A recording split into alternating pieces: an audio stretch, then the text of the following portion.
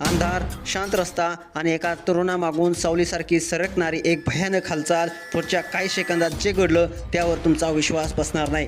रात्री 8:15 वाजता नारायणगाव जुन्नर रस्त्यालगतच्या साकार नगरी सोसायटीसमोर तनिष नवनाथ परदेशी, फक्त 18 वर्षाचा मुलगा, मोबाईलवर बोलत होता. शांतपणे एका ठिकाणी उभा होता. रस्त्यावर दिवे नव्हते, आजूबाजूला मृत शांतता होती आणि तितक्यात झपाट्यानं वेगाने बिबट्या त्याच्यावर झडप घालतो.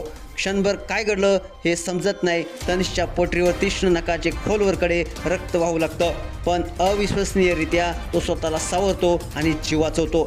एका 18 वर्षाच्या मुलानं मृत्यूच्या दाढेतून स्वतःला बाहेर काढलं. त्वरित त्याला नारायणगाव ग्रामीण रुग्णालयात दाखल करण्यात आलं. वैद्यकीय अधिकारी डॉक्टर वर्षा गुंजाळ उपचार सुरू करतात. याचवेळी आमदार शरद सोनवणे, शिवसेना तालुकाध्यक्ष बाबू पाटे स्वतः हॉस्पिटलमध्ये जाऊन परिस्थितीची माहिती घेतात. पण थरार इथेच संपत नाही. घटनेनंतर काही मिनिटात वनरक्षक ज्ञानेश्वर पवार, आपतमित्र सुशांत भुजबळ, आदित्य डेरे घटनास्थळी पोहोचून पाहणी करतात आणि मग ड्रोन सर्वे रात्रीच केला जातो. ड्रोनचा कॅमेरा जसजसा जंगलात झूम होतो तसं जे दिसतं त्याने सर्वांचीच पाठी शहारते.